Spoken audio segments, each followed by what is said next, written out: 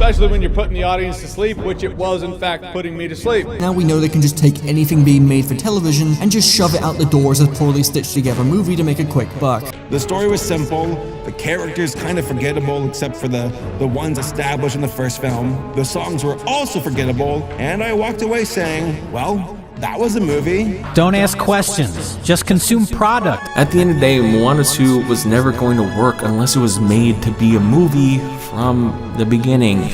Disney wants your money. Now, of course, this is true for any mega corporation, but at least they usually try to mask that behind their mission statement. Sure, they want to make millions, but they really just want to make you smile, guys.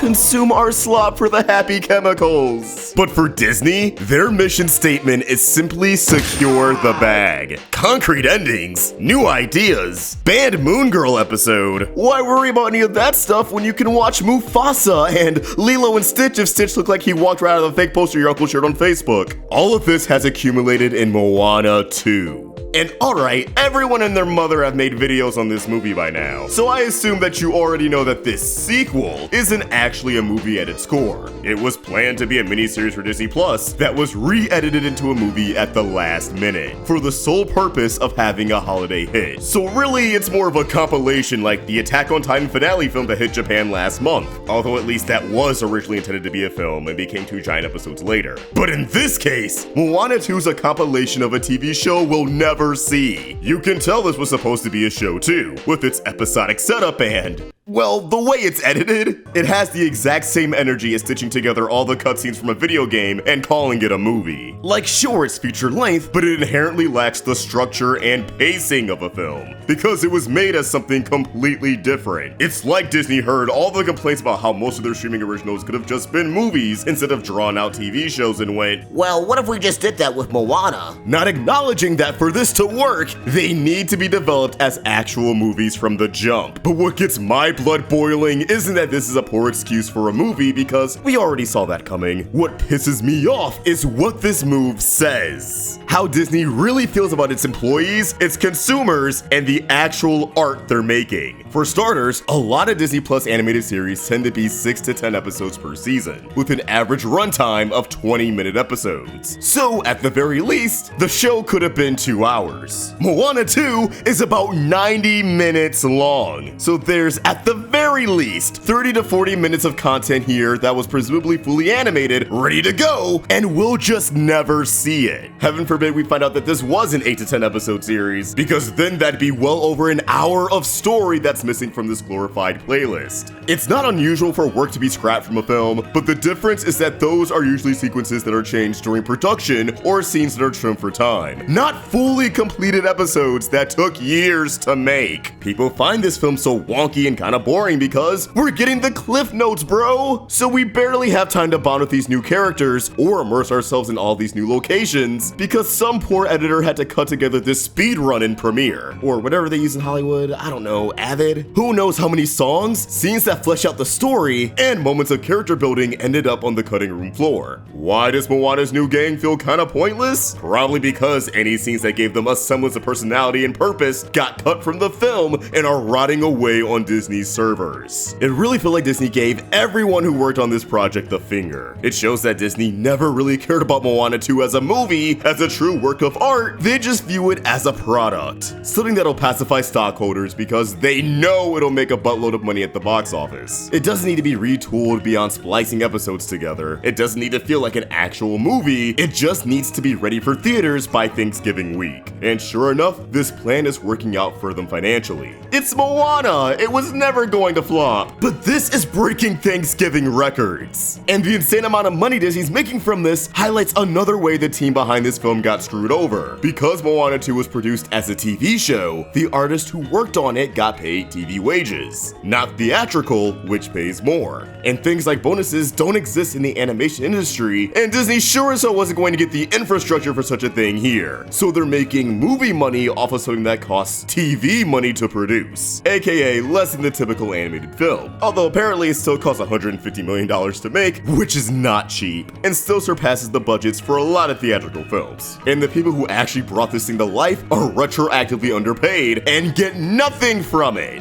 That's what is infuriating about all of this, especially since a majority of artists in animation are still unemployed. Imagine not knowing how you're going to make rent while the project you worked on for a streaming service is breaking Thanksgiving box office records. And you weren't even paid properly for it. It's actually sickening. Another troubling thing about this is that since it was originally a TV show and thus wasn't given as high a priority as their other projects, the animation was outsourced to a non-union studio in Canada for the sole purpose of saving money. That means the actual in-house animators, the CG artists who live in the United States, lost out on work during a time where work is very hard to come by. And it feels cruel because most people who work in animation, they don't want to live in expensive ass California, but because that's where all the jobs were, that's where they had to go. Now a lot of artists are moving to other countries for work, taking a pay cut in the process. Now I don't know about you guys, but I don't think people should have to uproot their lives multiple times for a career that can be done remotely on account of these two magic things we call the internet and computers. The consumer also gets the short end of the stick because cheaper animation simply isn't going to look as good as animation that's produced in-house, which is fine when it's a limited series based off a major motion picture, but it shouldn't be acceptable when that series is sliced and diced into something that happens to have the runtime of a movie. Yet, even if the average consumer notices that something is off, I don't think they'll walk away with the assessment that the animation is worse. Most people don't work in animation or aren't terribly fixated on it, so they're not really gonna notice or question it. Plus, just because it was a TV show doesn't mean it'll look bad. I said it looks worse than a movie, but it still generally looks good. An immensely talented crew worked on this, and it does show in the final product. Tons of people have been praising this film visually, hell, even the story because it's still a good premise. It has fun moments. For everything to be bad here means that the TV show would have been bad, and I just don't think that was the case. And while you could argue that people enjoying this is a double-edged sword, it does make me happy that the crew behind this series are getting their flowers. Even if those flowers should have been dollars, you know what I'm saying?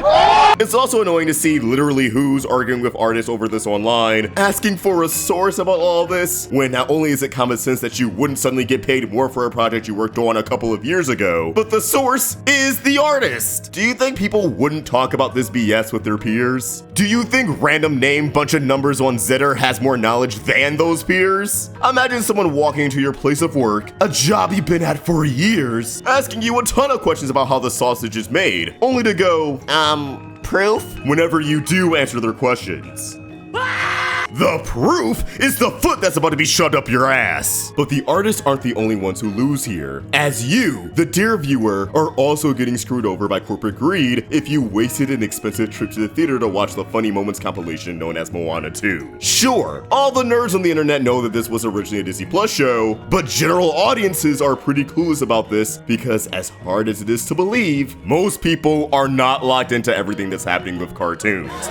Shocking, I know. Not even all the film critics are aware of this factoid. I watched Jeremy Johnson's review of this movie, and it's as clear as day that bro had no idea this was select scenes from a show on autoplay. Yet he was still disappointed. The last half hour of this movie feels like something was actually happening. The previous hour of the movie felt like they were drawing out the setup because they needed a runtime that was at least 90 minutes long. A lot of people are mixed on this movie, if they don't flat out dislike it or find it boring, yet they can't figure out why. So many people, parents especially, are going to buy tickets to this movie because of the name alone and walk away feeling like something was off, which is ultimately what Disney wants. They don't care how you feel about the movie. They don't care if the movie is good or coherent. They just want you to see that a new Moana flick is out and... Don't ask questions. Just consume product and then get excited for next product. They have no qualms tricking you so long as it benefits their bottom dollar. That doesn't sound like a company that actually values their audience. You are just numbers to them. They say jump and expect us to ask how high.